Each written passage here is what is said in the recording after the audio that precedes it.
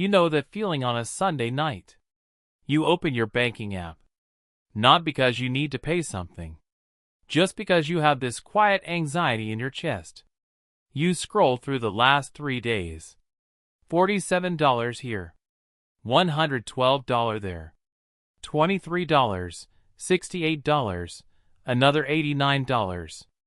And you sit there trying to remember what you actually got for it. You remember the feeling though. You remember walking in somewhere and feeling good for an hour. You remember someone looking at you a certain way. You remember the little hit of, "Yeah, I'm doing okay." And then it's Monday morning again, and you're back to the same math. Same rent. Same stress. Same voice in your head saying, "I'm working this hard. Where is it all going?" I've been there. Most people I talk to have been there. And for the longest time, I thought the problem was discipline. Or income.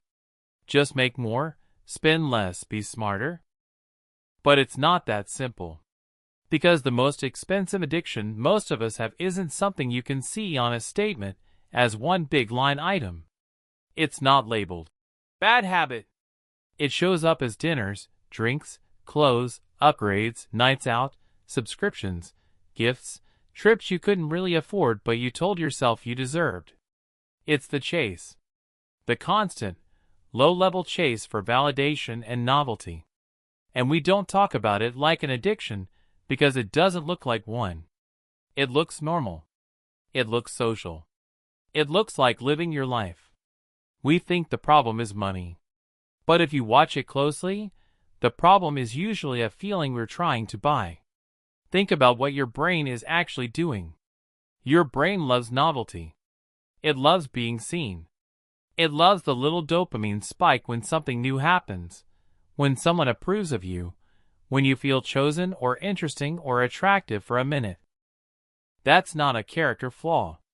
That's just wiring. For thousands of years that wiring kept us alive. Now it's being fed 500 times a day by your phone, by ads, by a culture that tells you that you're supposed to feel exciting all the time. So you do what makes sense in the moment. You spend a little to feel a little better. You say yes to the plan because you don't want to be the one who says no. You buy the shirt because you have that thing on Friday and you want to feel confident. You upgrade the phone because the old one feels old. None of those decisions are crazy on their own. That's why it's so hard to catch. But here's what I started to notice in my own life. It was never really about the shirt, or the dinner, or the night out. It was about the 20 minutes before it, where I felt kind of flat, kind of invisible, kind of behind. And I was trading money for a quick change in state. And the math of that trade is brutal because it's quiet.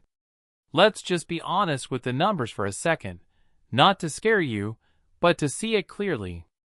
Say it's $150 a week that goes to that feeling. That's not a wild number. That's 2 dinners, a rideshare, a couple of impulse buys. That's $7,800 in a year. Over 5 years, that's $39,000 that didn't go anywhere. It just passed through your hands to keep you feeling okay in the moment. And I'm not even talking about investing it or getting some crazy return. I'm talking about what that money could have been if it had just been allowed to sit still. An emergency fund so you don't panic every time your car makes a noise. A buffer so you can say no to a job you hate. Time to learn something without stress. The real cost isn't the $7,800. The real cost is what that $7,800 was supposed to buy you, which was peace, optionality, breathing room. That's the part that hit me. I wasn't broke because I was irresponsible. I was broke because I was using money to regulate my nervous system. And once you see that, you can't unsee it. You start noticing the pattern. You feel a little low, a little restless, a little not enough, and your brain immediately offers you a solution that costs money. New plans. New stuff. New attention. It's not about women. It's not about men. It's not about partying. Those are just the costumes the feeling wears. For some people it's dating apps. For some it's clothes. For some it's cars, watches, crypto trades at 1 a.m., constantly refreshing something hoping for a hit. The addiction is to novelty and validation. The spending is just how we pay for it. And here's the shift that actually changed things for me. I stopped trying to fight the desire. You can't white-knuckle your way out of wanting to feel alive and seen. That desire is human. What you can do is give it a cheaper place to live. I started asking a different question. Not, how do I stop spending? But, what am I actually hungry for right now? Sometimes the answer was connection. I was lonely, so I was spending to be around people. So I started calling one friend for a walk instead of saying yes to a $90 night out. Same connection, different price tag. Sometimes it was novelty. My life felt repetitive, so I was buying new things to feel something new. So I gave myself one new, free thing a week. A different route home. A library book on a topic I knew nothing about. A recipe that took an hour. My brain got its novelty, my wallet didn't notice. Sometimes it was status. I wanted to feel like I was moving forward. So I started tracking one number that actually meant progress to me, not income, but how many months I could live without a paycheck. Watching that number go from 0.5 to 1 to 2 gave me the same feeling those purchases were pretending to give me, but it lasted. And the most practical thing I did was build a pause into the pattern. Not a budget, not a rule, just a pause. If I felt that pull to spend for the feeling, I'd tell myself, cool, we can do that in 48 hours if we still want it. I wrote it down. The item, the cost, the feeling I was chasing. About 80% of the time, I forgot about it. The feeling passed. The other 20% of the time, I bought it, and I actually enjoyed it because it wasn't a reflex anymore. That one change alone saved me more money than any spreadsheet ever did. I also stopped trying to be perfect. This isn't about becoming a monk. You're allowed to go out. You're allowed to buy things you like. You're allowed to want to be attractive and interesting and fun.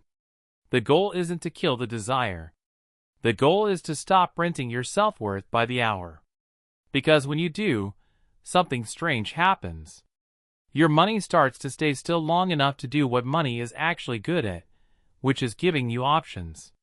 You start sleeping better because you're not doing that Sunday night math with dread.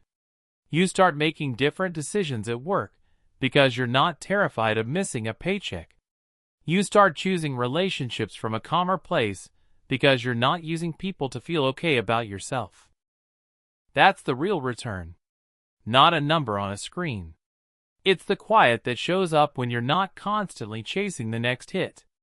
Look, nobody is going to send you a notification that says, "Hey, you've been using spending to feel validated for the last 10 years. You have to catch it yourself.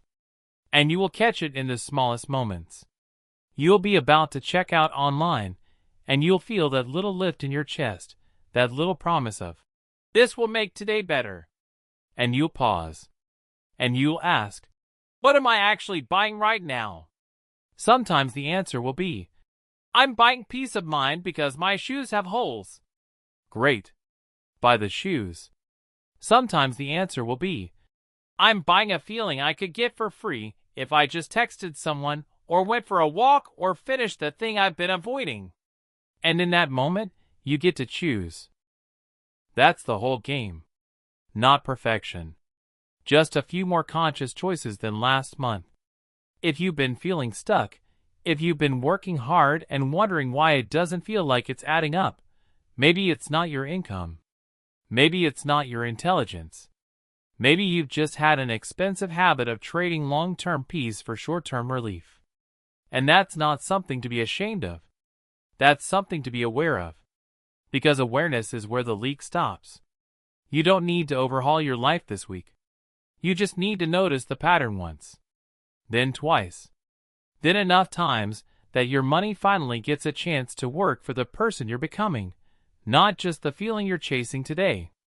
Progress in this area is quiet. No one claps for you when you don't buy something. But you'll feel it.